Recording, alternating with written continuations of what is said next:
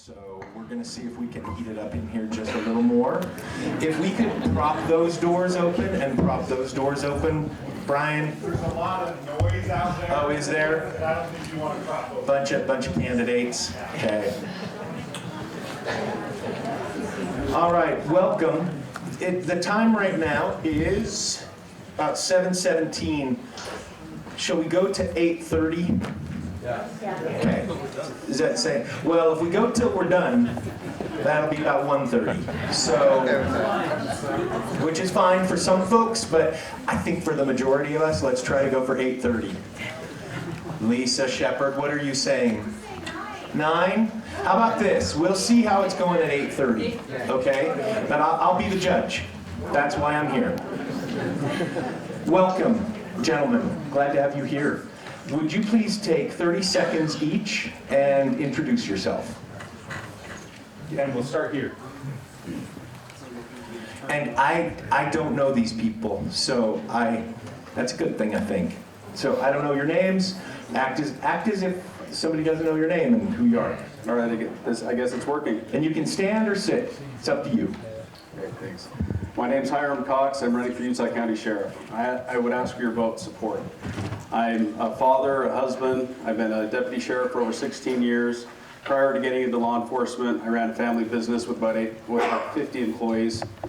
My education's in business administration. I've worked all of the different areas of the sheriff's office, from corrections to judicial to patrol. And I'm very passionate about the constitutional guardianship role of the sheriff's office and the roles that office can play in our daily lives is profoundly important. Thank you. Thank you.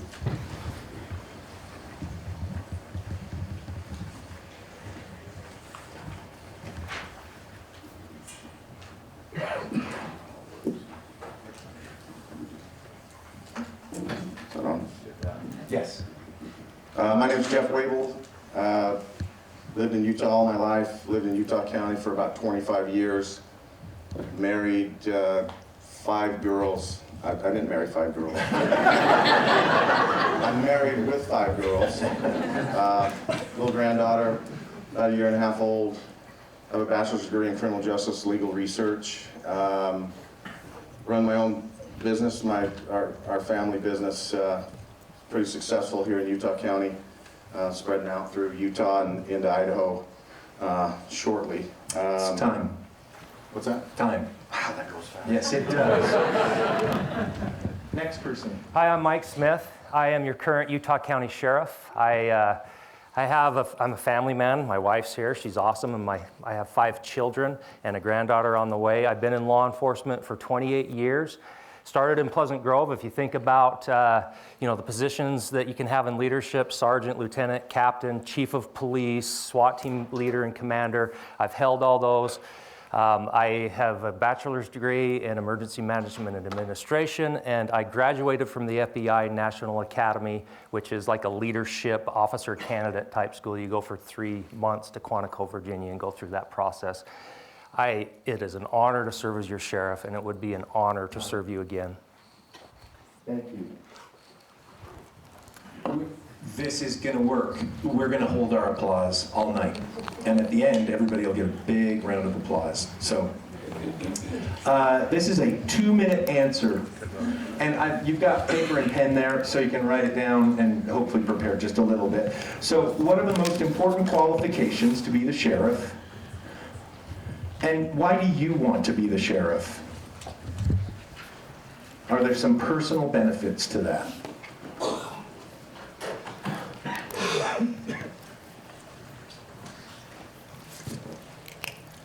So the hardest job of being the moderator is switching up the order in which they answer, so I may mess up.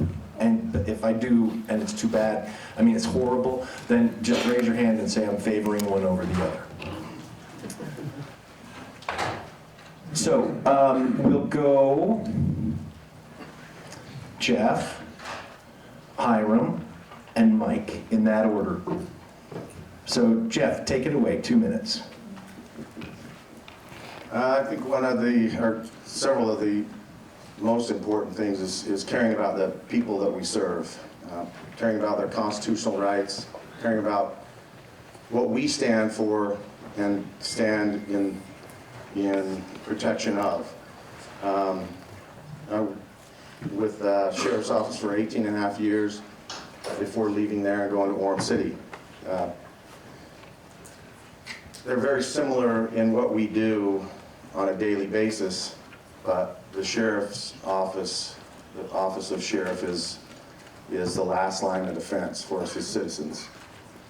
It's very important that the person that holds that position has integrity, that that person has experience. I'm here to tell you today, I don't think I don't see that in Mike Smith. I know things that Mike Smith has done during his career, both at Pleasant Grove and at the Sheriff's Office, and I think it's important that that stuff comes to light.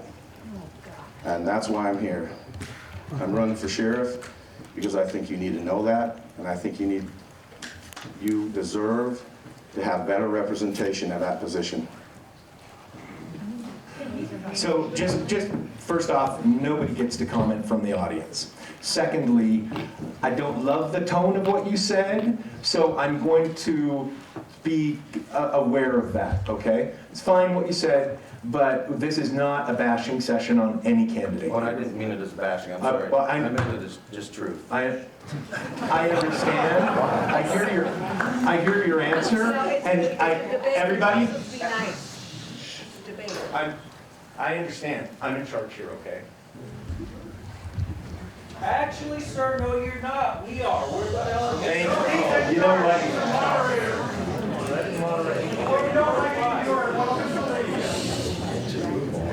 Yeah, we'll, thank you.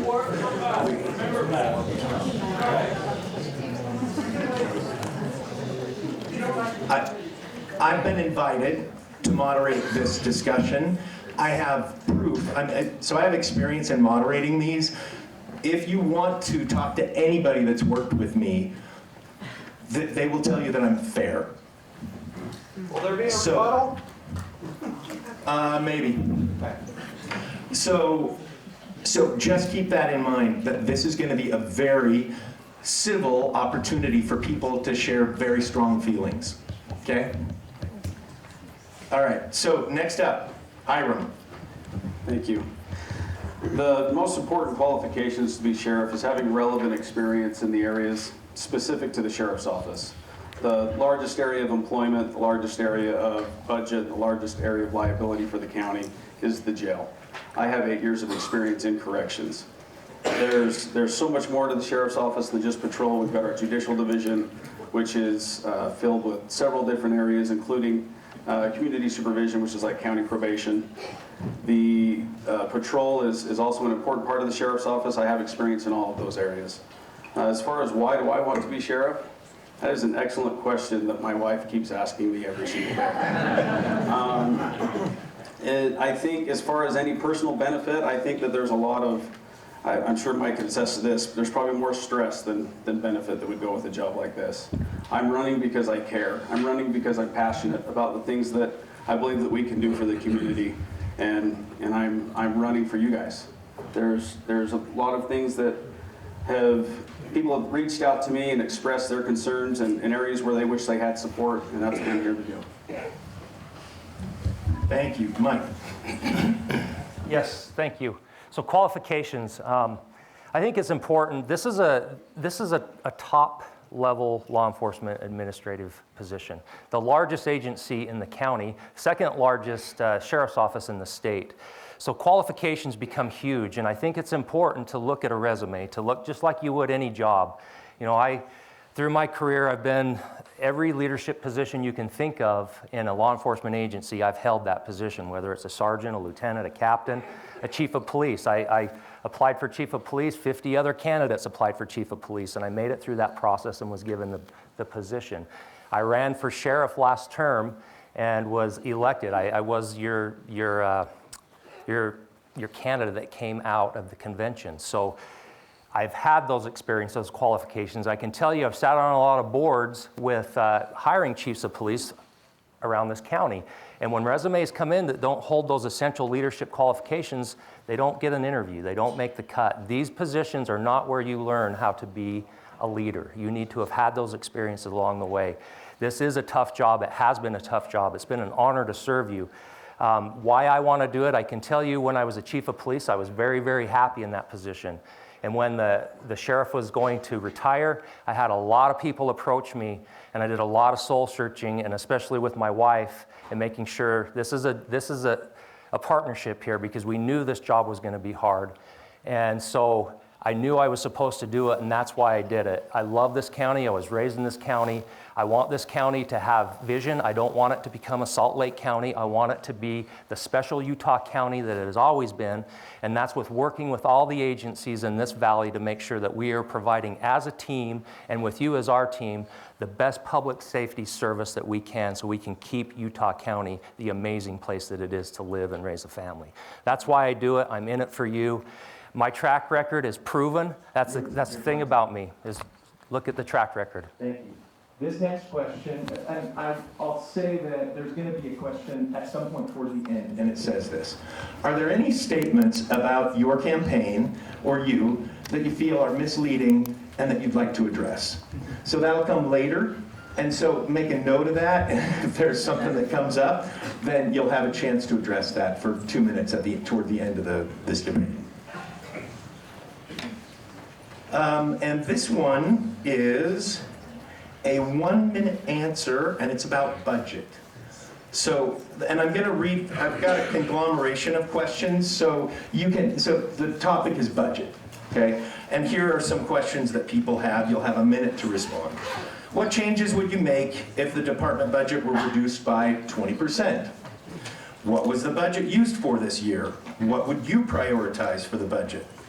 What are your frustrations with the budget? What would you do differently? What should the commissioners do differently to fund the sheriff's office? We're actually going to go with 90 seconds on this one, gentlemen. How would you spend your budget? What changes would you make if it was reduced by 20%? What was the budget used for this year? What would you prioritize for the budget? What are your frustrations with the budget? What would you do differently? What should the commissioners do differently to fund the sheriff's office? My point is, you don't have to answer every single one of these questions, right, discreetly, but we want to get a sense of your ideas about the budget. All right, and we're going to go first with Mike. 2 minutes, 90 seconds. 90. Great question. So the budget, right off the bat, when I came in to be the sheriff, one of the first things I did, it actually was brought up before I even took office, is would you allow an audit of the sheriff's office? The answer what I was getting was the sheriff's office had never allowed an audit of the sheriff's office. So I said, absolutely, I would allow it. I got into office, it never happened. So I went into a commission meeting and said, hey, I volunteered for an audit. I would like that to start. When can we get it going? So the audit started. So we've been under audit. We're still under audit. The sheriff's office is a large entity. We are the largest piece of the budget in the county. We are still under audit. So as the auditors go through and they audit our budget, they audit our staffing plans, they're auditing every piece of the sheriff's office, and they'll bring back the inefficiencies, and we go through those and we say, hey, we can do better here, and we're making those adjustments as we go. So that was the first thing. For me, again, it's not what I do. You can see this is what I've been doing in the sheriff's office, is we've had that budget scrutinized severely. They've looked at it very closely. As far as cuts go, cuts would be difficult because we're looking at a growing county. We're looking at things that crime trends that we have to address, whether they be drugs, whether they be sexual assault crimes, whether they be DUIs, all of these things that we deal with, we have to use the resources we have and allocate them appropriately, because you can't just focus on one thing and say, you know what, I'm going to tell you guys I'll just do this. And then, DUIs go through the roof, or drugs crimes increase, and we have all these other problems because we're not using our resources properly. So, next is Jeff. One of the benefits that I have is that I've worked with the sheriff's office, and now I've worked with a couple different agencies after leaving, and been able to see the way things are done differently elsewhere. So that would be one of my focuses if the budget was cut. It would be very important that we shift money from sending, say, SWAT members or K-9 members to competitions in faraway places like Florida, Las Vegas several times a year, curb that type of spending, bring that back into leave that in the county budget, and actually spend that training everyone. One of the greatest problems we have right now in law enforcement is that we have so many young officers coming into the field right now, and we're not spending a lot of money on those new officers. At Orem City, we have 120 hours a year per officer. That's one 10-hour day per month that our officers are trained. Where at Utah County, it's the low standard that's set by post, the state, which is 40 hours annually. That's literally 4 days a year that these deputies are getting trained, or additional training. You bring somebody straight from the academy, which is something that we're doing right now. I think Utah County actually reached out post and hired 2 recruits.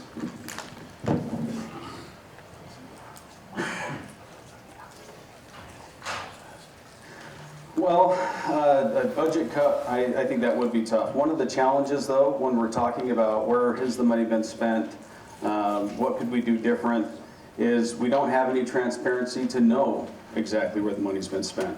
I've done grammar requests myself. I finally got a response back that it's going to take at least an additional 5 or 6 weeks to get that information. And I don't know if I'll get the information then or not. They're extending the timeout. That's the county attorney's office, not the sheriff's office. So we need to know where the money's been spent, first of all. There's financial audits and there's performance audits. Financial audit, which is what has been done, is did you balance your checkbook? Did you spend the money we gave you?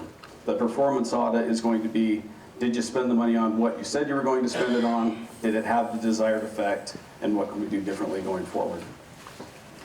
As far as what it was, what I would do differently, that's difficult to answer when we don't know exactly where it's gone. But there are things that I would allocate differently. For example, we've added multiple new administrative positions over the last 3.5 years.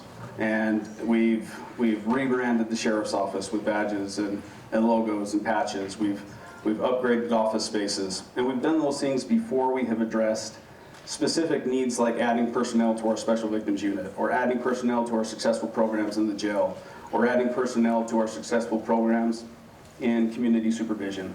I would have a more balanced allocation of those things. Time. Thank you. All right.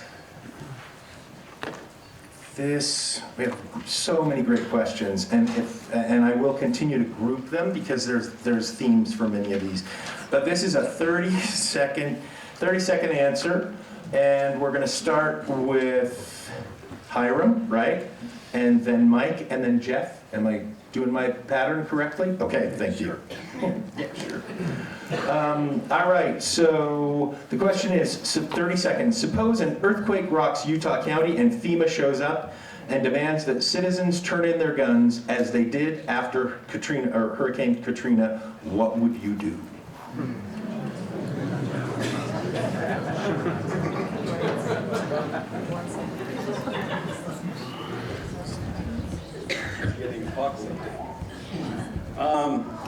I think that it's important that we are prepared for things like that. We've got some great emergency management personnel at the sheriff's office. It's an area that has been expanded the last several years.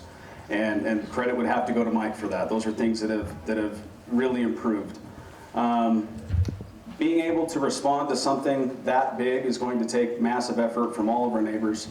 And as far as them infringing on our constitutional rights, we have to be willing to hold our line and literally be that line in the sand, rally the troops, whatever we need to do. We can't allow something like that.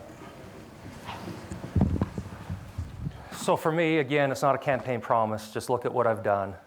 Since I've been the sheriff, I worked with a couple of gun rights groups. We drafted a resolution that Utah County is now a Second Amendment sanctuary county. That was drafted in through the commission. Then Commissioner Ivey championed that resolution with me. We got it through. Then I went to all 29 sheriffs in this state. Three of us wrote a resolution on the Constitution as well as the Second Amendment, pledging that every sheriff in this state would uphold the Second Amendment and all constitutional issues to protect you. All 29 of us signed it. Myself,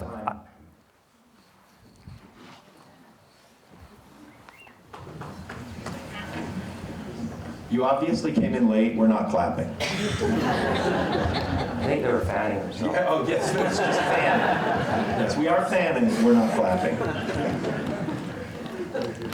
In a situation like that, Hiram's exactly right. Sheriff's office is set up and has been set up for years. Jim Tracy worked very hard in organizing that program. He put several people in charge of that. Peter Quittner's here tonight. He's in charge of that right now. Done a fantastic job. As far as the guns go, answer is no. We have to protect those rights, keep our guns, no matter what. It's not a question of time good for everybody. Thank you. All right, this next question is, it's a 90-second answer, and it's a grouping. So, and you'll get the spirit of what people are asking. I'm going to read about 4 of them here. So, and then the order is going to be Jeff, Hiram, and Mike. Please discuss your experience supervising sworn and civilian personnel and what makes you qualified to lead. What leadership experience do you have that makes you the most qualified for the position of sheriff? Do you have the support of law enforcement, and have you received endorsements from any law enforcement entities? Explain your supervisory experience as a law enforcement officer, specifically your experience supervising other law enforcement officers. What's the highest rank you've held as a law enforcement officer? And you know what? I know we want our candidate to say just how cool they are. They're going to have a chance to say just how cool they are out in the hallway, but I'm going to take out this question of, do you have the support of law enforcement, and what endorsements have you received? We have seen that in your publications. We can talk to you outside about it. So we're going with explain your supervisory experience as a law enforcement officer, specifically your experience supervising other law enforcement officers. What's your highest rank? Please discuss your experience supervising sworn and civilian personnel and what makes you qualified to lead, and what leadership experience do you have that makes you the most qualified for the position. All right, we'll go in that order I announced. Well, I hold that being in law enforcement itself is a supervisory position. We're constantly taking control of the scene. In my career, I spent 7 years as an investigator with special victims, served hundreds of search warrants, investigated probably just as many crimes against children. When you do that, you organize the entire event, and you are in charge. If something bad happens, if something goes wrong with your investigation, it's you. You're in charge of that. The highest rank I've held is with the sheriff's office as Deputy 3 detective. I think there's a lot of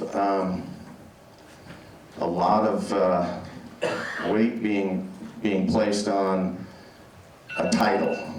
I think it's very important that you just recognize somebody's ability. It's not that I've gone to this academy or that academy, or that I hold this degree, or I've been in that position for 10 years, 15 years. I have experience on the road. I have experience with fellow officers. I know what's going on out there right now today. I think that's a huge challenge in our career. So, thanks. 90 seconds. 90 seconds.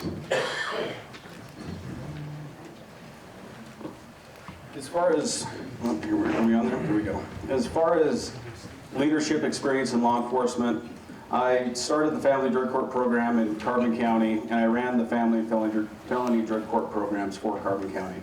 We had 3, as I was leaving, a 4th deputy in that program, as well as 3 civilian employees.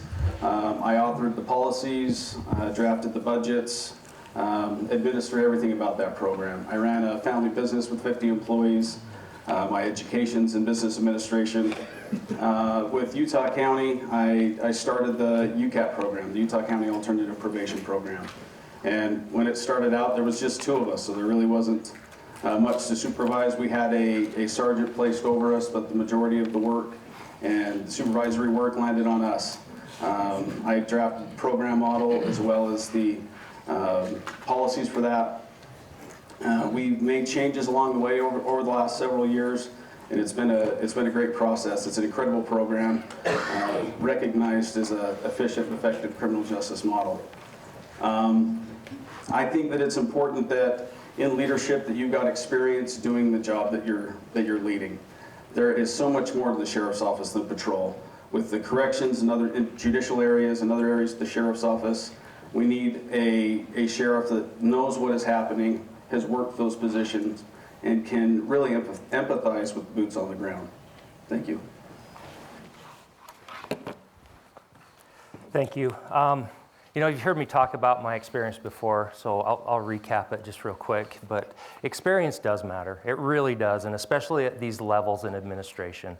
I've done all of the things in law enforcement. You know, I've been a patrolman, I've been a detective, I've been a special victims unit detective. I've, you know, all through that, even up through, I was a working sergeant, I was a working lieutenant. I went out with my guys. I was a captain that I still worked. Even as a chief of police, I still was on a SWAT team and working on a SWAT team and on a federal fugitive apprehension team.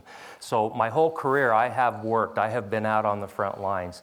And those experiences that you need in leadership and all of these facets are what make you who you are.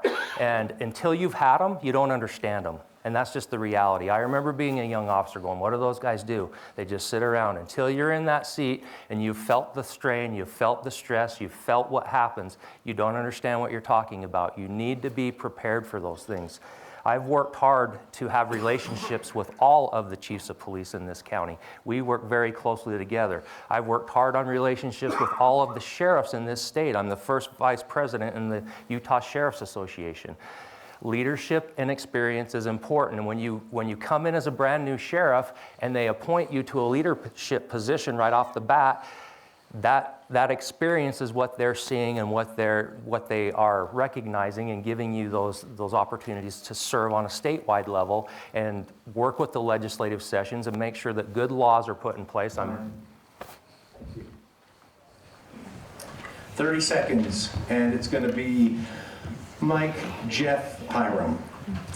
With increased truck traffic due to the inland port, what is your plan to keep our highways moving and safe?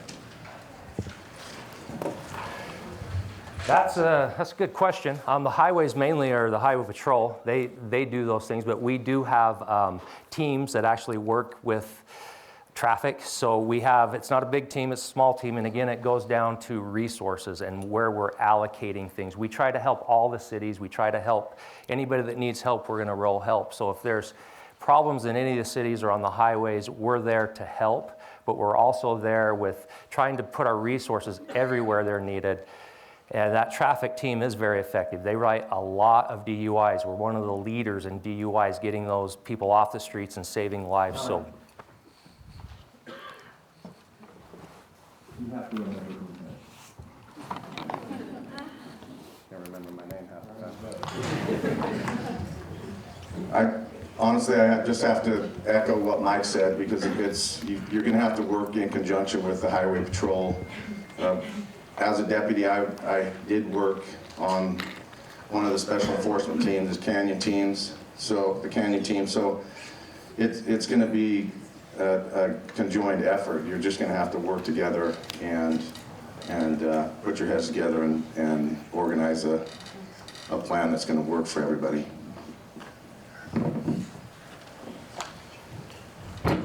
The logistics of something like that would have to go beyond just Utah County. We had an inland port, depending on where that was located. We'd really need to have an effective plan with the state, get our memorandums of understanding in place so that we could coordinate exactly how we're going to address what those changes are going to be, so that we can study what the traffic patterns are, where we're going to expect those those increases and apply our resources appropriately.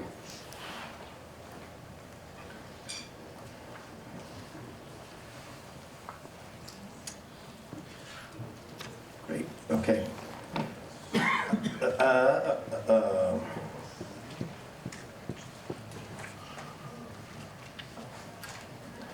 So this is going to be Hiram, Mike, Jeff, and this is going to be 30 seconds also. Explain what experience you have with committee work or legislative groups. This would apply to the commission, the county commission, and also to the state legislature.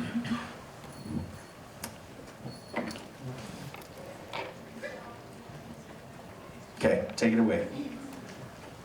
I've worked a lot with different county commissions, different state boards and committees with the programs that I've started and worked in both Carbon and Utah counties.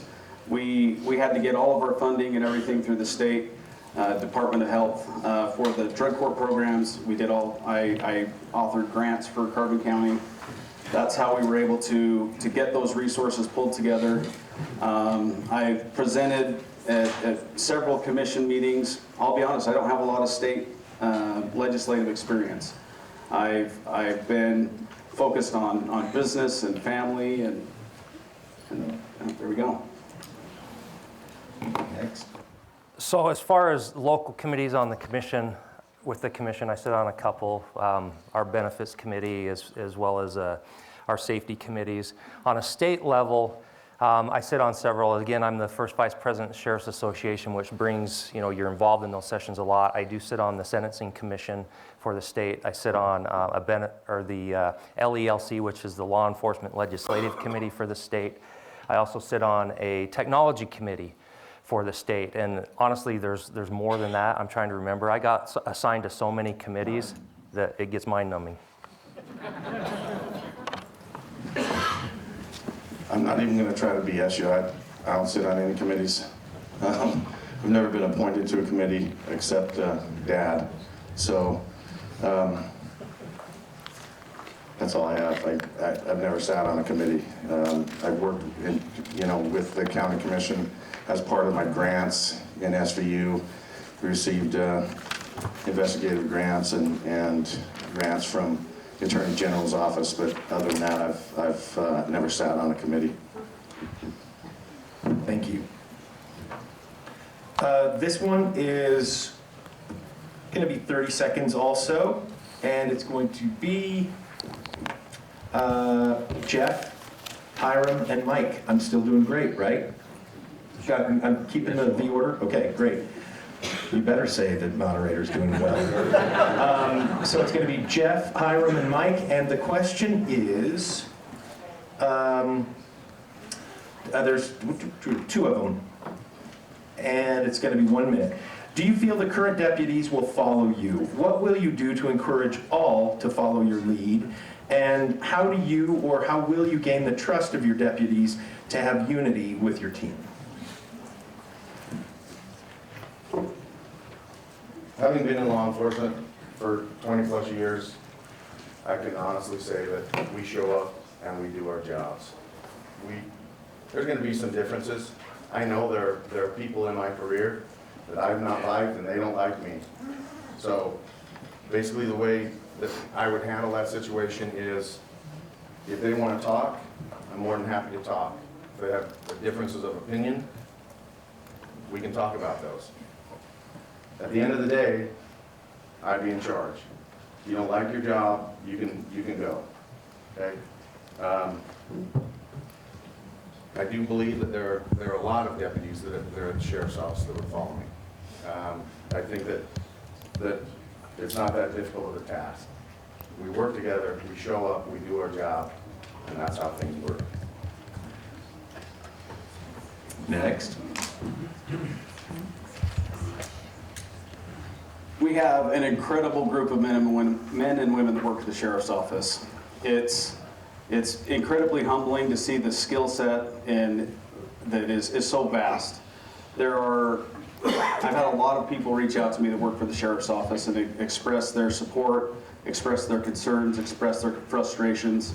I think what it comes down to is just working with people and trusting them and fighting for them. And I'm going to prove exactly what type of leader I'm going to be in those first few days of elected.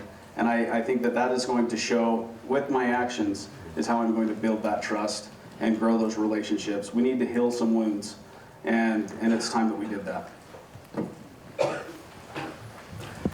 For me, I think, again, I would just ask you, look into my history, you know, call somebody from Pleasant Grove and ask them, how did Chief Smith treat you? Call someone from the sheriff's office, ask them, how does Sheriff Smith treat you?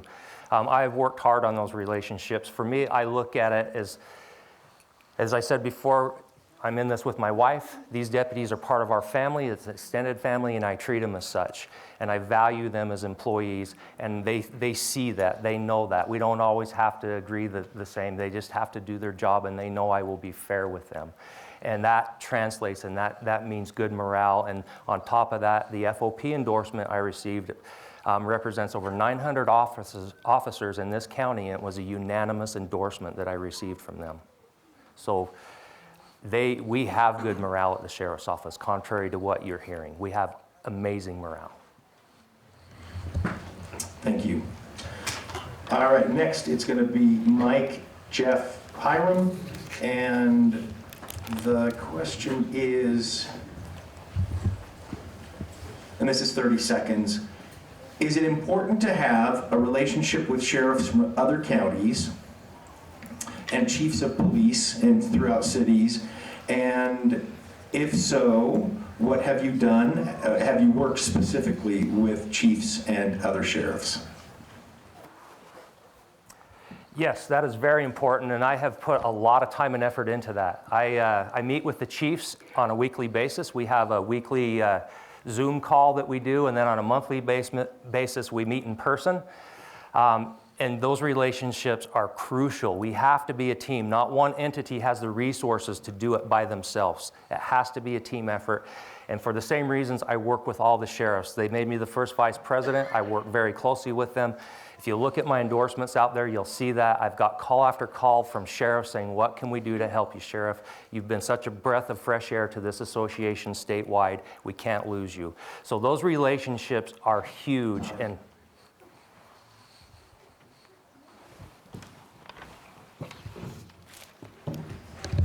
I agree, those relationships are huge for us and very important to build a degree of trust between agencies. I have worked with different agencies, different sheriff's departments, sheriff's offices, police departments. My 7 years as an investigator, I coordinated investigations throughout Utah County and on into parts of Salt Lake County and Juab County. I've conducted investigations across state lines in California, Arizona, Nevada.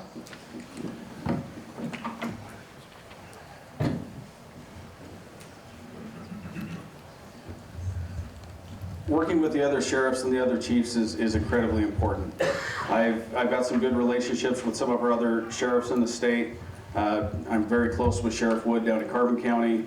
I've had good relationships working with some of the other sheriffs as we were starting a county probation type sheriff's association that is still in the works. Working with the other chiefs is also incredibly important.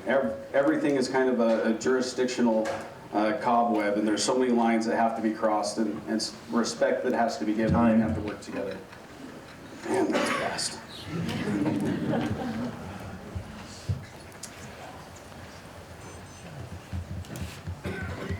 This is a 30-second, and it goes Hiram, Mike, Jeff, and the question is, would you be comfortable with a grandma request and discussion about previous interactions with police as a civilian yourself and as a LEO, and I don't know what LEO means, L-E-O?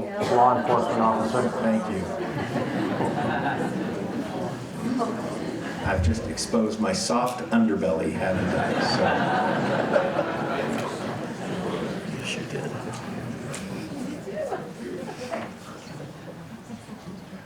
You have to remember what the order was. That's a part of his qualifications for the office. Hiram Mike Jeff, 30 seconds. All right. Yeah, I think that transparency is important. I think that the more we see things restricted, not many good things happen in secret. There's been some recent legislation that has driven some of those things even further underground as far as being able to grammar request things that involve law enforcement officers. But yes, in the short answer, I would be okay with that. Yeah, I would be okay, and the question was on a personal basis, right? So for me personally, my life's an open book. I've never received a letter of discipline in any manner in my entire career. So there's absolutely grammar request away. There's nothing in there that I'm ashamed of. I have worked my entire career to serve you ethically and to be diligent in what I do and to be the best I can be for you, and that shows. So the grammar request, I'm not aware of a legislature that actually made it worse. Actually, legislation's always working to make things better. So I'm an open book on those issues.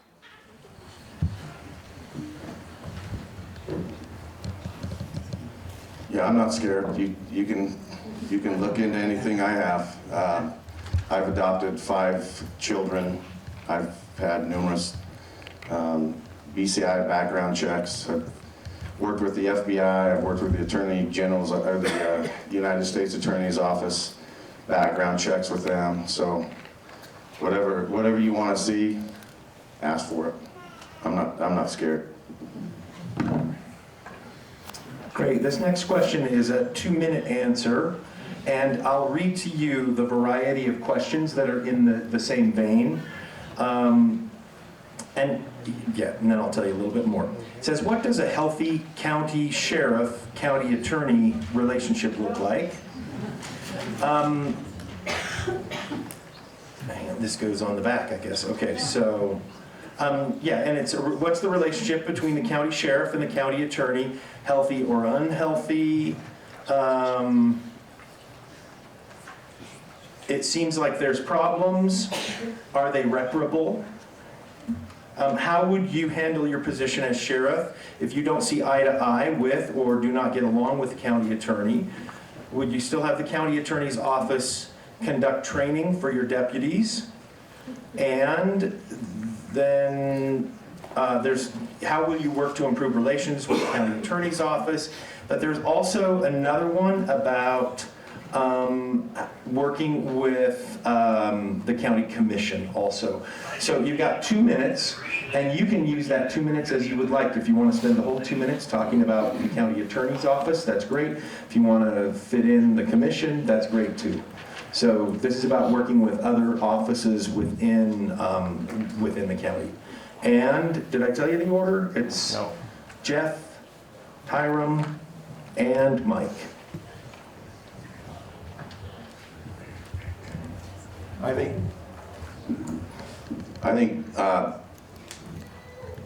all 3 positions require a level of trust in between offices. I think that the commission's office, they set the sheriff's office budget based on requisitions or the budget plan set forth by sheriff's office and other departments within the county. I think that if they set that budget based on the things that you've asked for, and you spend those funds appropriately or according to what your budget plan was, that helps build a trust.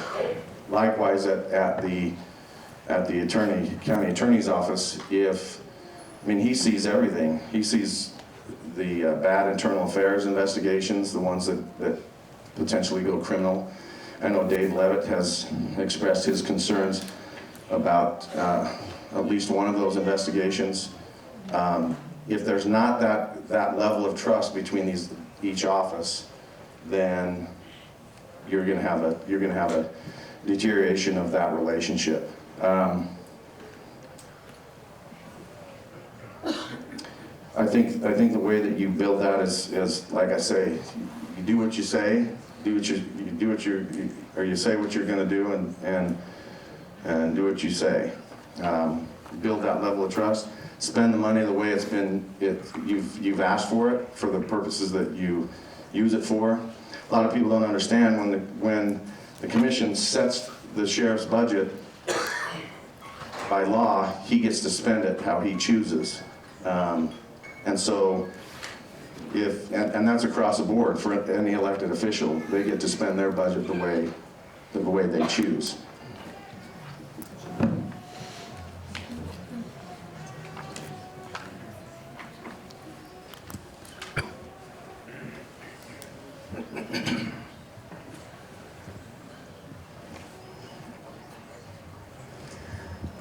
A healthy relationship between the county attorney's office and the sheriff's office is incredibly important. I think what that relationship would look like or should look like, you have to have a healthy trust for each other, respect for each other, and you have to act as a check on each other's authority as an elected office.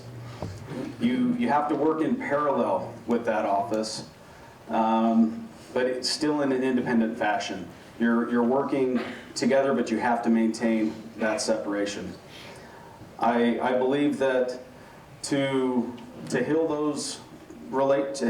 that relationship is going to take work, and I think that everybody on every side of that situation has to be willing to look at themselves and say, what can I do to improve this?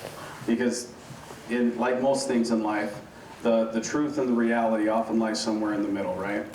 So we need to find out what can we do better. We need to be willing to accept that there are things that we must improve. And the county attorney's office and for that matter, the commission needs to be willing to do the same thing. We can all do better. We need to be handling differences in a diplomatic fashion. We need to have the adults in the room to solve these problems. We need to make sure that when we're taking on a task that we're looking at it long term, we have to make sure that we're addressing the performance that we desire to have with that budget increase or with that action that was taken, that we're able to prove why we did what we did and that it worked, and what can we do to improve in the future. And if we're taking that approach, we're being open and transparent with our other community partners, I think we can do a lot to heal that relationship. And I think that applies to the county attorney's office as well as the commission relationship.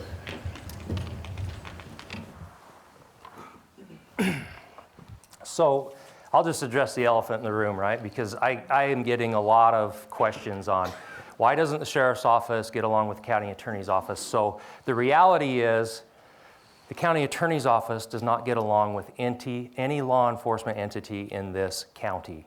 I challenge you, whatever city you live in, go call your chief of police. They cannot speak politically like I can, but I can speak for them because I know what the frustration every single one of them are feeling. And we're feeling it for you because crimes are not being charged properly. Victims are being re-victimized. We're sick and tired of working these cases and seeing nothing happen to the bad guys. The frustration is real. It is real. And it is not just the sheriff's office. I challenge you to go make those calls. Find out. That's the reality. I am a team player. I am all for team. One of the biggest frustrations I've had as being the new sheriff is not being able to have that relationship, because here's the reality. You do it his way or you do it no way. I think you guys probably who were here at the debate saw that. It is a tough relationship, and if you can't see that, and if you're not willing, if you don't have the fortitude to stand up and say something and speak for the people and say, you know what? I am an administrator, our citizens are not being treated properly. If you don't have the fortitude to stand up and say that, you don't deserve to be in this position. Don't soft shoe it. Have the guts to say what the problem is. I am willing to do that. You've seen me do it. We need to get it fixed. As far as relationships with commission, the commission, we work on those relationships. I go to all the meetings with the commissioners. Again, bullets get thrown at me. The reality is, remember how the last sheriff left. There was a commission meeting, and in an open commission meeting, he resigned before his term was over, citing frustrations with the commission not working with him as a team. I walked into that mess. That's what I inherited. And there is tension there. That is nothing I brought to the office. There is tension there. We've got new blood in commissioners, and they've been great. But there is tension there, and we work through that. You guys are doing so well not clapping.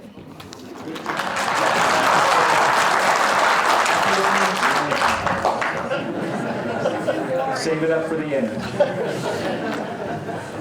Isn't it a debate? This is, It's not a debate. you're correct, it is not a debate. This is the way that the UCRP conducts. Thank you. Got it. So noted. It'd be a debate. So noted.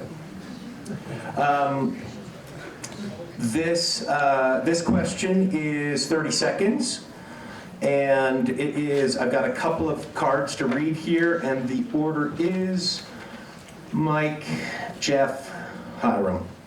Have you ever been terminated from a law enforcement agency or resigned in lieu of termination? If so, why? And then tell us why you left your last two positions in law enforcement. That's it? No, I have not. I've never been terminated from any job, not even just law enforcement, from any job. The reason I left my last two, I'd have to think back to the one before Pleasant Grove and what I was doing. That's a long time ago. I worked there 24 years. I think I was actually working, may have been when I went on my LDS mission. I quit to go on a mission. So Pleasant Grove, you guys know why I left Pleasant Grove. I love Pleasant Grove. It was, I love that city, this city. I love the people I worked with. And it was hard for me to leave that position. But I felt deep inside my heart that there was something I needed to do. Was it 30 seconds? 30 seconds.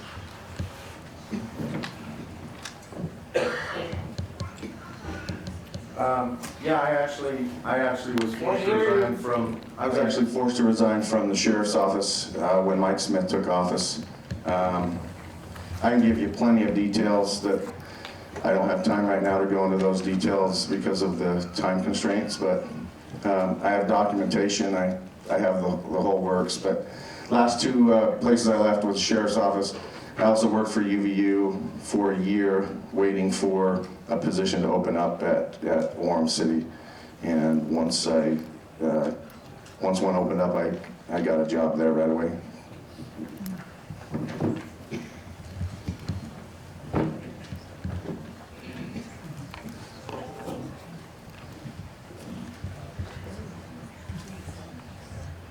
I worked for Carbon County before I came to Utah County. The reason I left Carbon County is I caught two of my coworkers breaking the law. I turned them in. It made my life a nightmare working for that agency. I dug my heels in and I went through that investigation, ultimately left and took a job with Utah County. At the end of that investigation, both officers lost their job. One of them went to jail, and the sheriff himself was arrested on misappropriation of public funds down in Carbon County. That's why I left Carbon County. I'm not afraid to stand up for when it needs to happen.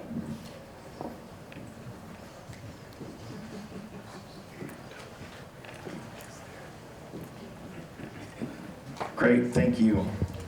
We'll give you a minute on this one. And this is going to be, am I right? No, I'm wrong. It's going to be Hiram, you're first. That's correct, right? Sure. And then Mike, you're number 2. I told you, this is the toughest part of the job. All right, and then Mike, you're number 2, and Jeff, you're number 3. And you've got a minute on this. It's what do you think the number 1 job of the county sheriff should be? And I'll allow you to elaborate if you'd like to, what number 2 should be. In 60 seconds. In 60 seconds.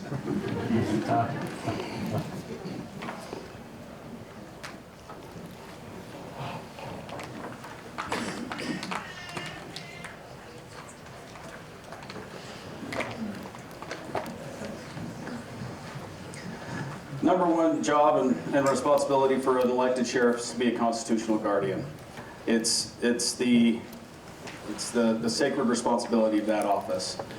It's easy to talk about the First and Second Amendment in Utah County where everybody loves God and guns. It's a little less comfortable, especially for law enforcement, to talk about things like the 4th, 5th, and 14th Amendment with search and seizure, self-incrimination, due process, equal protection under the law. Because when there's an issue there, unfortunately our government and sometimes our law enforcement is involved with that issue. We need to be willing to tackle those things head on. We address that with sufficient training up front.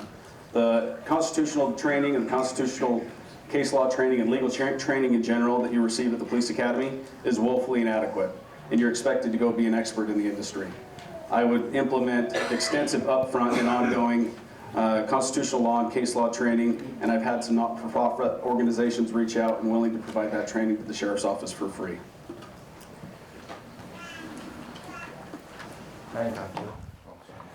The reality is the sheriff is the only elected law enforcement office in the nation. It's a pretty awesome responsibility. There are some parts of the nation where they've legislated it out and they're now appointed or they got away with it. It is an important piece to have in your law enforcement because I work for you. I work for the people and we stand for the people. So protecting those constitutional rights is paramount. Again, for me, it's not campaign promises. Look at what I've done. Look at during the mandate, the stance I took on the mandate. In fact, in 2020, the Sheriff's Association gave me the Lawman of the Year award for leading out as the sheriff in the state on protecting people's freedoms during mask mandates and mass gathering mandates. So protecting that Constitution is huge for me. And second, I'm going to tell you, law and order. We have to keep our communities safe. We have to keep Utah County an amazing place to live. So it is paramount that we're out there enforcing the laws and making sure that the bad guys are off the streets and that our good citizens can live and raise a family and enjoy this beautiful county that we all live in.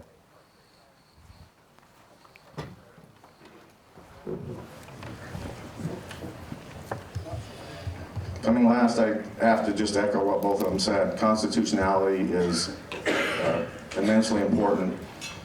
It's the most important thing for the sheriff's office, the sheriff's position, to uphold and guarantee for each individual citizen. That doesn't matter, or that doesn't change if it's a suspect who's being arrested or somebody that's trying to stand for the First Amendment and walking around with a camera in public buildings, being annoying. That's the most paramount part of our job as a sheriff. I don't know that I can add much to it other than as a police officer, as a deputy, that's exactly what we enforced. That's exactly what our careers meant to us. If they didn't, our career was short-lived. All right, this next question is for 2 minutes, and the order is Jeff, Hiram, Mike. And bear with me while I get through this, because I've got several cards, and I'm just trying to make certain that we address each of the issues in the card.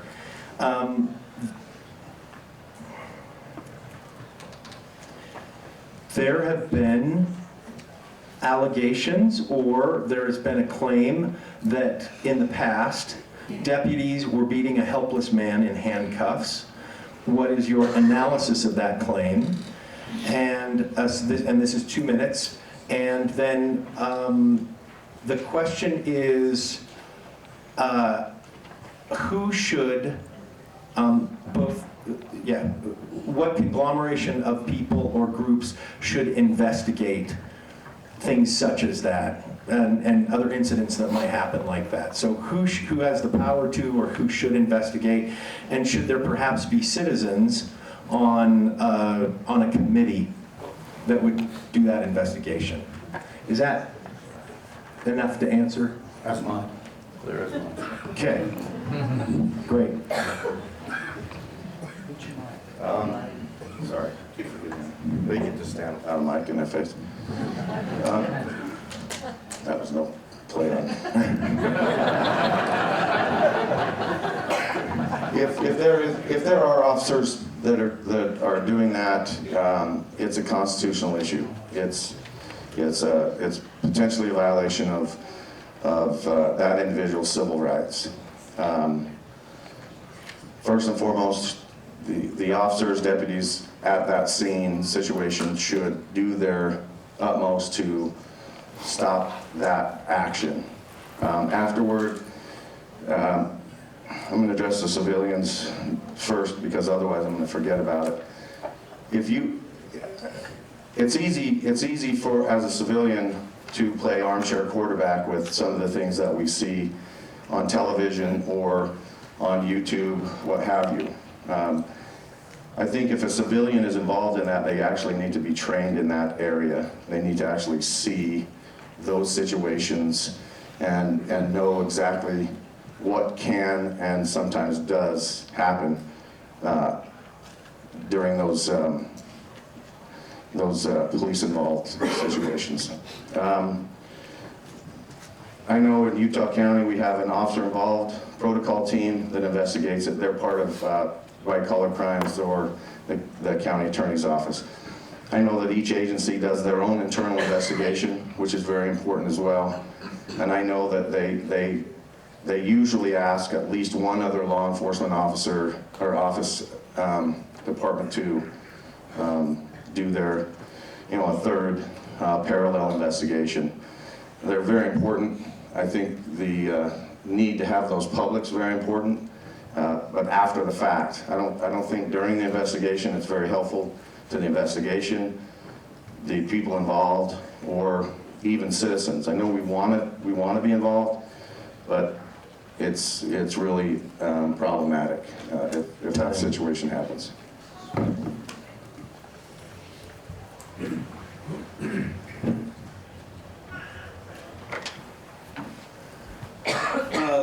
The allegation about that specific case, I'm assuming we're all talking about what David Levitt brought up at the last debate. There's a lot of questions surrounding what happened that day. There is an article on Salt Lake Tribune and video attached to that article, as well as quotes from the different agencies involved in that investigation, and I would encourage all of you to read it. As far as my analysis on it, a lot of things look really bad on camera. There was only one angle, and it does look bad. And as far as that claim goes about the person being in handcuffs, that's not true, and on the video it shows that he's not in handcuffs. But I think that when we look at a situation like this, there's three things that we need to consider. Were there a policy violation? Was there a legal violation? And do we need to review perhaps either something with the policy or the law? According to the article, there were policy violations found by multiple agencies, including our own. Again, that's just according to the article. I think we'd have to see a grammar request to get those details, but I don't know if we can get that. As far as the criminal charges, all of the agencies found that there were no criminal charges. They cited frustrations and issues with officers not being willing to cooperate with that investigation, and I think that's something that has to be addressed. As far as oversight and review, I think having oversight is a good thing. We have to have review. Having untrained people in a position like that is dangerous because it's going to affect the way that police officers are able to do their job. I think that we need to find some professionals, whether they're retired legal professionals or people that have some sort of history and background and are willing to go through an intensive training to be able to be a part of a committee like that. But transparency is incredibly important. We have to do better. So let me start with the Citizens Use of Force Review Board. Since I've been the sheriff, we do have a Use of Force Review Board, and I've actually created a hybrid board. So we do bring citizens on. They sit with deputies who are part of that board, with 2 citizens that come on to be part of the board as well. So every use of force goes through that review board. So that's something that we've started up. To address the incident that David Levitt's bringing up. I'll just tell you right now, I'm very disappointed in him. He's done some dirty things, but this is dirty. And it's frustrating because in my career, one of the things I've also been is an internal affairs investigator. I was an internal affairs investigator for a long time, longer than I wanted to. I've had to discipline a lot of officers. I had to fire a lot of officers. I actually am I'm certified as a certified litigator in internal affairs. So when I see an internal affairs case, the first thing that I do is I do not jump to conclusions. I wait till all the facts and the evidence are in. And that's how every case should be treated. This case in particular was not treated that way. Right from the get-go, someone jumped to a conclusion and said, Sheriff, you're going to do this, this, this, and you're going to do it immediately. And I said, no, There's something called due process, and due process is going to happen. So in the end, that case was investigated by our internal affairs. It was investigated by an independent agency, a parallel investigation. It was investigated by Post, who holds the certifications for all law enforcement officers. If they pull your certification, you cannot work as a law enforcement officer anywhere in this state. It was investigated by the FBI. David Levitt sent the case down to Iron County to have the deputies charged criminally. All 5 of those entities exonerated those officers of use of force allegations. The only one that hasn't is the storyteller, David Levitt, that apparently is looking to get a job on CNN. I don't know what he is. I have worked too long in my career. I do not allow officers to work for me that have violated the trust with the community and have done things that are irreparable. They are gone. I don't want them as part of my team. Things happen. If we can fix it, we'll fix it. But if they go too far, they can't. But when someone's exonerated by 5 entities. Time. Do we have a rebuttal on that? Who? Maybe. No. You can, because I just want to be clear, all 3 of you are staying after this meeting, correct? Until 1 a.m. if you need to, correct? So these, yeah, you may have to ask somebody permission. So it's my impression of each of these people that I've never met is that they would love to talk to you. So if you've got questions that you feel weren't answered or they didn't answer in the way you thought or it wasn't clear or whatever, then I would encourage you to stay after and talk with them directly. And you'll be able to ask your question in front of a large group of people that are gathered around them. So this next question is 30 seconds, and it is going to be Hiram, Mike, and Jeff. What kind of training should be continued or implemented in the sheriff's office? Shouldn't it be Mike first, because he ended? He's never been first. I'm sorry, did I say, and it should be, so did I say Mike, Jeff? I should have said Mike, Jeff, and Hiram. Okay. Thank you for keeping me honest. So training, we've done a lot in training and internal training. Some things have been said about that. 30 seconds. So I just want to, I actually wrote these down because the things that we do internally, I'll just go through this list. We teach firearms, defensive tactics, arrest control, mindfulness, Arbinger Institute that teaches against implicit biases, instructor development, emergency vehicle operations. We do the Virtua simulator, CPR. We have an annual training every year. This year we did first aid, drug identification, ethics, traffic stops, legal updates, domestic violence, nutrition and fitness, use of force, lethal, less lethal certifications. The list goes on and on. Jeff, right? I think all those programs that Mike mentioned are very valuable. The difference is that at the sheriff's office it's 40 hours annually. They're not, when he says they have those trainings, they're available. That doesn't mean everybody goes to those. Now they have the Arbinger program that they just signed an $80,000 contract with Arbinger to offer that program. That program's a great program. I think that should continue to be implemented there at the sheriff's office. The problem is the expense that it's costing. There's a way to narrow that.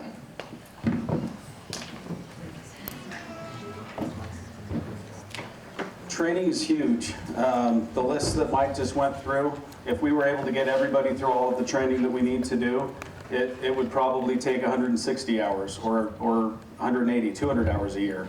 And that's going to come back to how are we allocating our resources? How do you want us allocating our resources? We have to do more with training. A big training issue for me is we need to do more constitutional law, constitutional case law training so that we can make every deputy feel empowered to be a constitutional guardian for you. Thank you.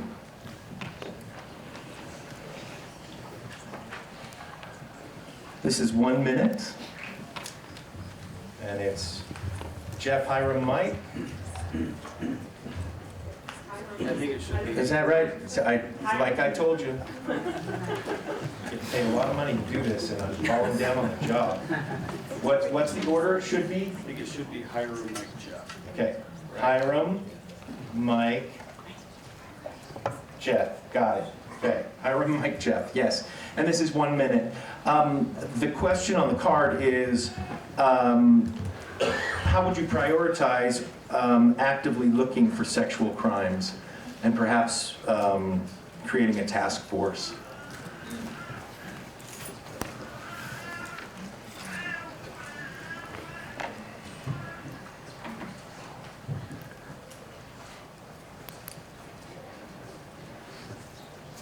SVU crimes is something that absolutely has to be prioritized.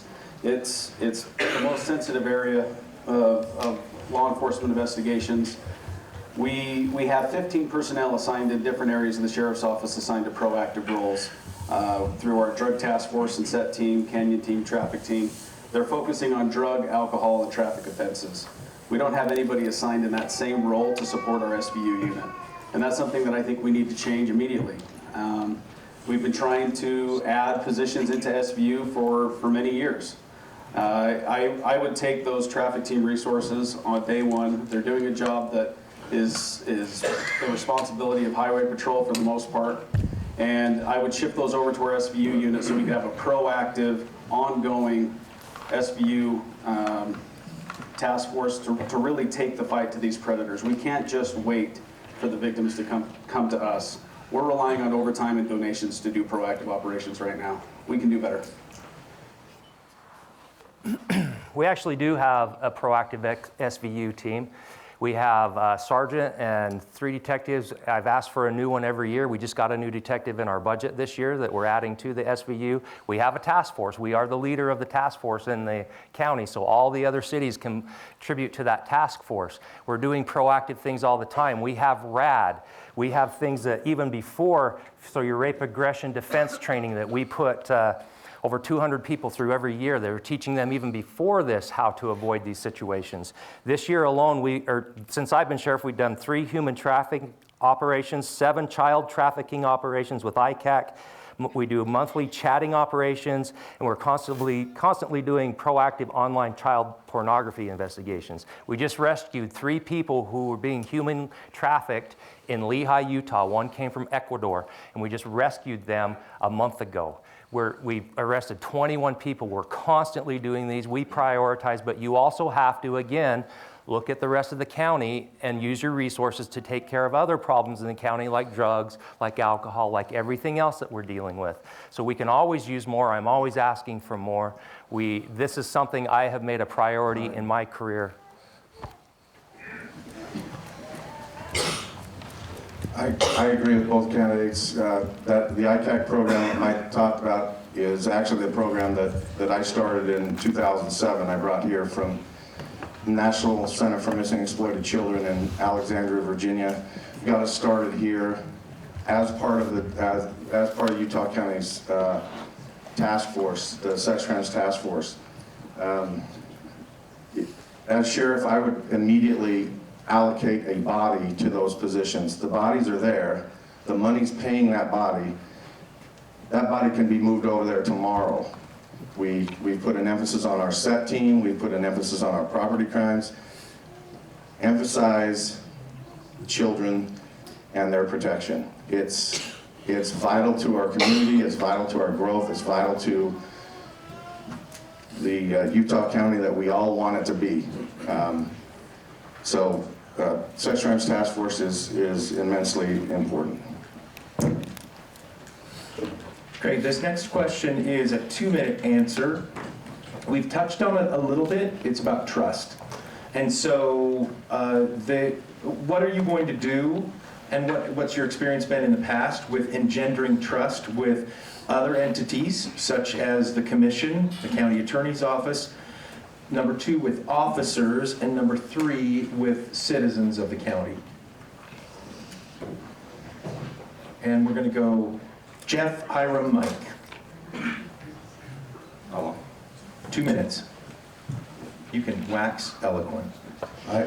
There's nothing eloquent about my waxing, and I should have apologized before that you actually have to listen to me speak, because I'm not an orator.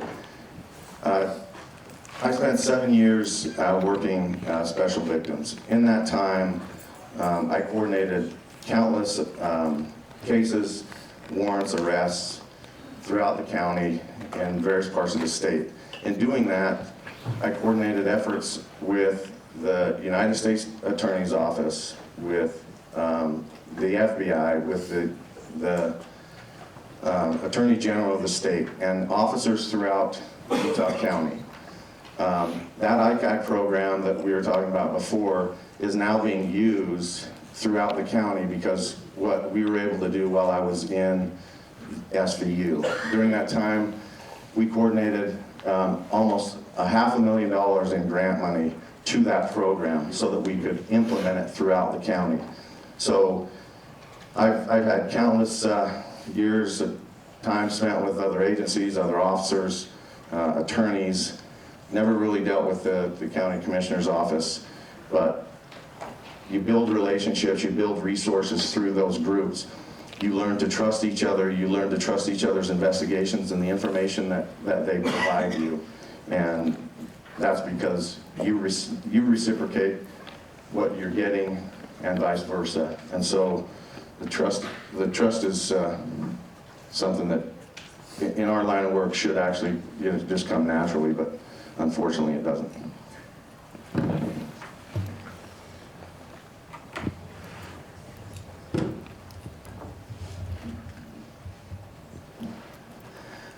I think trust comes down to having done what you said that you would do and really following through with your commitments. I've worked a lot with commissions at 2 different agencies now. I've worked with county attorneys' offices, with other groups. In Carbon County, we pulled together a big team to be able to tackle a really challenging problem with recidivism with substance abuse offenders. What we did is we had prosecutors, defense attorneys, we had people from the state probation, the sheriff's office, and the judge all work together as a team where we could really focus on what needed to change and address answering the why of a problem. As far as building trust with officers, I think just being there for them, having their back, responding to help your fellow brothers and sisters. And you really have to be willing to make some serious sacrifices of yourself. There's a brotherhood in law enforcement that's incredibly powerful, incredibly important, but we have to make sure that brotherhood is not more powerful than our duties to the people that we're serving. Building trust with the public. I recently had somebody reach out to me who I had arrested multiple times, and they told me, they said, you always held me accountable, but you were always willing to listen, you always showed compassion, and thanked me for all of the times that I had booked them into jail. And experiences like that are incredible, and it's the kind of thing that keeps you going. I've talked more people into handcuffs than I've fought into handcuffs, and that's something that I'm proud of. And I'd love to have the opportunity to serve Utah County as your sheriff. Trust is huge. It's earned every day, and you can lose it any day. And we saw that in law enforcement. We saw it in 2020 when an incident that occurred in a state far away from here affected law enforcement across the entire nation. One officer blew trust for the entire nation, and we suffer from that. So we work on repairing those relationships with our community. Since I've been the sheriff, we've worked hard on those things. Some of the things that we put in place, for instance, our Teachers Academy. We reached out to teachers to work with them and help them to be able to keep our kids safe in their schools. We started the Honorary Colonel Program, which is a group of business leaders from throughout the community that work with us very closely to help us improve our relationships and to help us market the sheriff's office in different ways. We've worked hard on social media campaigns to try to connect with our citizens. I've increased our volunteer programs. We have our volunteers and police services. We've increased those programs to have more citizens being part of our team, because that's what it's all about, is you guys being part of our team. So we have volunteers that come out and they'll ride around in cars that say volunteer on the side. We've increased our patrols up American Fork Canyon to try to keep that safer for people to recreate in other areas around the county. So trust is huge. With our federal partners, I know that's like, with some people, that's the bad word in the room. Well, I'll tell you what, in the Sheriff's Association every quarter, we invite those partners to our meetings, so we're up front with them. Instead of on the backside of arguing with them, we're having these conversations up front saying, you know, if you're gonna do this in our county, if you're gonna do that in our county, you come to us and talk to us, and we will work through these issues. So we're building those relationships of trust with all of our partners in everything we do. And I'll tell you what, those federal partners are great when you do that with them. And they do come to us and say, hey, Sheriff, I'm doing something in your county. I want you to be aware of it. And we talk through those things. So I have worked hard on that. I have a whole career of, again, look into me, a whole career of experience in doing these things. All right, we have gone past 8:30, and now the next section is going to take about 10 minutes, so that'll take us almost right up to 9 o'clock, and then we'll have lots of time to spend with these gentlemen outside. So this is your final pitch. You'll have 3 minutes. Take notes here because I've got some cards that I want to aggregate and that you can address. I may even give you 4 minutes each, and you'll get extra points if you take less. Just the whole audience they'll think more positively of you.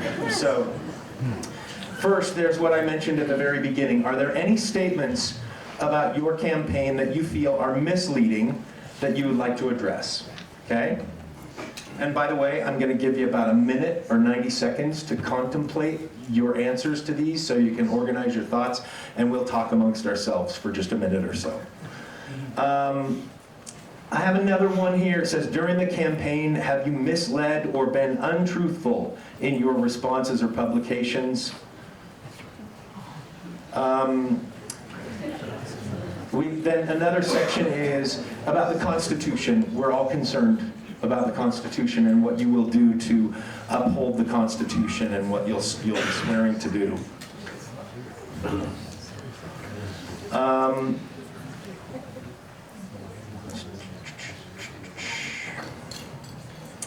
We're concerned about your families. We're concerned about your spouses and your kids and how you manage time. We'd like to see your children not in jail. That's, I think, the gist.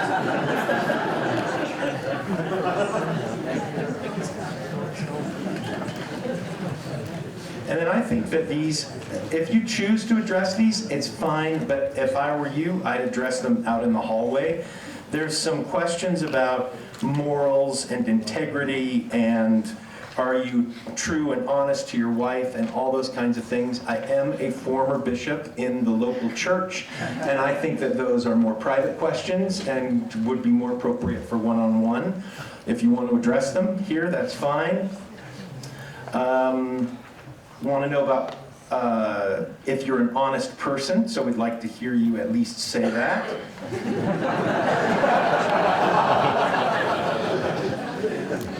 And then there's some questions that I would encourage you, if you've got these questions, that you ask the candidates face-to-face outside and be able to have a dialogue with them. Some about expenses and what do you, are there misappropriated expenses from time to time, and how are those things managed by you? And then there's some other questions about who you support for other races in this election. And again, I think that those are great questions and appropriate for a one-on-one face-to-face. So, is that enough to take on for 3 to 4 minutes? Great, we'll give you a minute. So go ahead and talk amongst yourselves.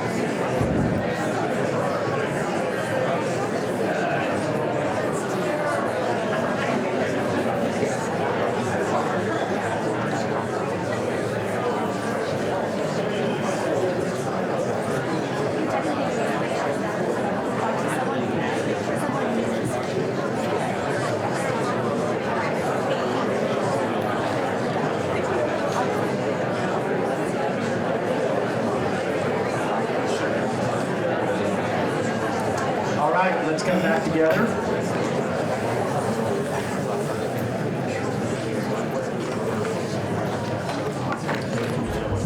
There is, doTERRA provided this facility for us last week and this week, and there is a big thank you card that's floating around outside, so if you please be sure, let's get as many signatures on that as possible to thank them. Probably the best way you can thank them is to become a distributor. So, keep that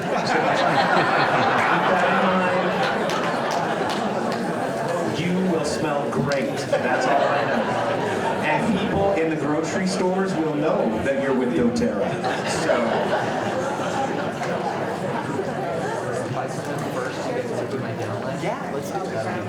So I would love to, I'm getting older, so I get a little more emotional, sorry. But I'd love to thank Craig Thorne. We can give applause. So.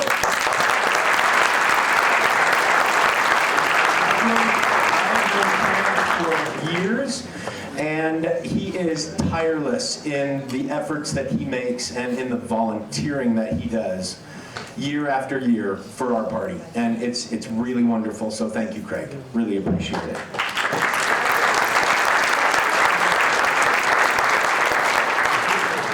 All right, I'm really ready to get even more emotional for the next 12 minutes. And the order is going to be Mike number 1, Jeff number 2, and Hiram number 3. I look to my judge. Excellent. Okay, I got it from. We're good. All right, so we're going to take 4 minutes each, and this is your opportunity for your last pitch before you go out into the hallway. And to address these questions? Yeah, absolutely. Okay. So You can say anything else you want. I'll try to address a few of them. Will you give me a 1 minute? Can you do that? I wanted to start with, first off, a statement that stuck with me for a long time. I learned this a long time, actually, when I was going through internal affairs classes, is the best predictor of future behavior is past behavior. And it's so true. I've seen that so many times in my career, so many times that you try to get somebody to, you identify a bad behavior and you try to work with them on it, and sometimes they can fix it, but ultimately, unfortunately, people tend to go back to their bad behaviors. And so I give you that because it goes with honesty, with integrity, with everything. That starts the day you start your career, and you need to be working on that the entire time. If you're going to run for a political position and you want to be a dirty politician, then go be a dirty politician. But this is a law enforcement position, and your integrity is all you have, and you need to stick to that integrity. A good friend of mine sent me this quote. It says, "In my work, you get used to criticisms. Of course you do, because there's a lot of people trying to get you down. But I always cheer up immensely if one in particular is particularly wounding, because I think, well, if they attack one personally, it means they have not a single political argument left. That is why my father always taught me, never worry about anyone who attacks you personally. It means their arguments carry no weight, and they know it." And that's from Margaret Thatcher. And it is so true. The first time I ran, I endured this. This time I'm enduring these type of attacks, and it's needless, it's useless, and it's just, we're better than that in Utah County. We're better than that. I hold people accountable for what they do, and then sometimes they run against you for sheriff. We're better than that.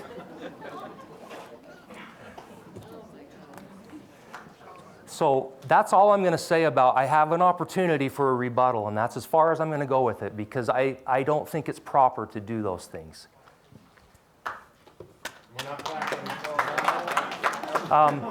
The mislead or been untruthful in publications? Absolutely not. I have absolutely not been. Every publication I've put out there, I would challenge it. There are some publications I've seen that they need to be challenged, not mine. They are truthful. I have worked hard in this career to earn this position. I have put in the time, I've put in the effort, I've been through the trainings, I've had the positions, I've earned these positions along the way. I'm not looking to jump from the mailroom to any CEO position. I have earned it along the way, and I'm prepared, and you've seen me. It goes back to that predictor. You've seen what I've done. You've seen me stand for your Constitution. You have the Constitution question there. You've seen me stand for it. You've seen me stand for your freedom on mandates. I took the bullets from the press. I stood strong on that. I didn't waver. I was there for you, whether it was the mass gatherings, the mandates, the vaccines. I stood for people's freedoms. We were not going to have that in Utah County. Family is everything to me, and I've addressed that. Family is something that without my family, I wouldn't be here. Without my family, I would not do this job if they were not behind me. It's too hard of a job to try to do on your own, to not have your family supporting you. You will never make it. They mean the world to me. And the sheriff's office and you as my extended team mean the world to me, and that's why I do it. That is my why. You are my why, my family's my why, this county's my why. I love this place. I want to keep it the amazing place that it is. I love you guys. I love what you're doing for this delegate system, the work you're putting in. You are amazing. I've seen people with typed notes that are amazing, just amazing. Thank you for doing this. Thank you for giving me opportunity. It's an honor to be your sheriff, and I would be absolutely honored to serve you again. Thank you. We will be applauding at the end of everything, so maybe applause for now, and Jeff. And I'll give you a 1 minute also, if you'd like. Thank you. Okay. As far as any misleading statements toward me in my campaign, I don't read, I don't do Facebook. I don't have a web page. I'm not a politician. So if something's been said or is being said out there, I'm not aware of it. So as far as that question goes, during this during the events that we've attended, there are some things that I've had to correct because I've received additional information that corrected. And when that's happened, I've actually gone out and done that correcting. So that's been something that is very important to me. Keep up the honesty, integrity of this process. Mike's mentioned how sometimes you discipline somebody and then they run for sheriff. Unfortunately, it doesn't work the other way when you try to discipline somebody that is your supervisor, or at least call into question things that they've done. It tends to go against you.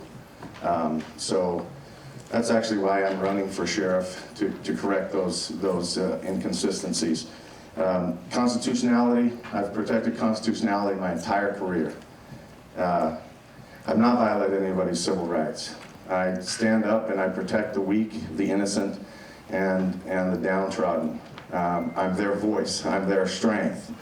I've stood in the way of those who want to do others harm. You're not taking my guns, and because you're not taking my guns, I'm not going to allow anybody to take your guns. I know that across the county, there are chiefs throughout the county that feel the same way. So it's not going to be that difficult to enforce the constitutional nature of keeping and bearing arms. No mask mandates, no vaccination mandates. Same situation. I know there are chiefs across the county that feel the same way, that will join with either of us who are the sheriff, because they believe in those rights and that they should be protected. I do my very best to be honest in everything I do. I run a family business. It's very successful. I just joined with a partner out of St. George. He's a man of integrity. He's been in business since 2008. He would not have joined if he didn't see that I handled my business honestly and with integrity there. My family is absolutely the most important thing in my world. 1 minute. That's why I'm running. I've seen some things lately that if my child were involved with that, whether it be my son-in-law, my granddaughter, or my children, I would not want them to be treated the way that I've seen individuals treated. My family's everything.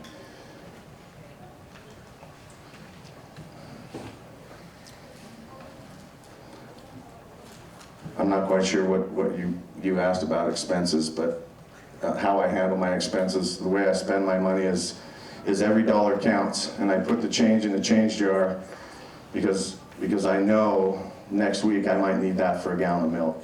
And that's the way I think our budget should be spent in county government, is every dollar counts, and anything in reserve should be placed in a either the same spot allotted for or appropriated to a more important spot. Hiram. And I'll give you 1 minute. I've never made any misleading statements. I know that there's always disagreements between any two opposing parties. That's the reality of life. I would never intentionally mislead anybody on anything. Everything that I have said, I believe in passionately about. My platform and my beliefs are an extension of who I am. As far as things about our Constitution, we've seen some crazy stuff these last few years. And I think that we've seen those encroachments growing, and I think we're going to see them again in the future. The federal government likes to reach for power, and they don't like to give it up when they've got it, and they've got a taste for it now. With the mask mandates and the mass gathering mandates, I didn't realize that we had situations right here in Utah County where people were either removed from meetings or not allowed to go into meetings, whether that's school boards or city councils. I wasn't aware of those things until I started this process. I applaud Mike's efforts with the letters and statements that he put out, that he's not going to enforce those mandates. But I've had people reach out to me and say, I got kicked out of a school board meeting, or they wouldn't let me in. And when I contacted my sheriff, I was told there's nothing more I can do. There's always something more that we can do. I think it's important that we take that constitutional guardianship role very seriously. We need to be an advocate, an ally, and a voice for you guys. We need to make sure that we're taking that diplomatic approach, and we're using our position to be able to reach out to those other community leaders to try and solve some of these problems, educate them on some of the constitutional restrictions that need to be observed. Working with our citizens' rights groups and our parents' rights groups, making sure that they're educated and involved with what they can and can't do. There's some very passionate subjects that are being debated. There's some very passionate people involved with those things. And we need to make sure that people aren't getting in their own way of their cause, that they're not going to cross that line that causes that disruption, and that becomes the focus of the peaceful assembly rather than what they were there for. I think that we need to expand our reach with those things. I'd love to see something like a county ordinance put in place that provides some protection for constitutional overreach. That would provide an enforcement method for the sheriff's office, where if there's an incident that happens like that, a citation can be issued and they can go answer to our county justice court judge why they did what they did. I think that how we allocate our time, my family is incredibly, 1 minute. thank you. My family is incredibly important to me. I have a big family. I have 6 kids. Time is our most valuable resource, and it's difficult. I was working full-time, going to school full-time, remodeling a house, and trying to be dad. These things are hard to juggle. Fortunately, I'm done with school now, and the house is just about done. And the time that we have with our families is precious, and we need to make sure that we're, as elected officials, protecting your rights and your ability to raise your family the way that you see fit. As far as trust and morality, I love my wife deeply, and I'm completely faithful to my wife. I think that it's important that we teach our children those same principles. And for our deputies here, you're not mailroom workers, and I respect you more than that. Thank you.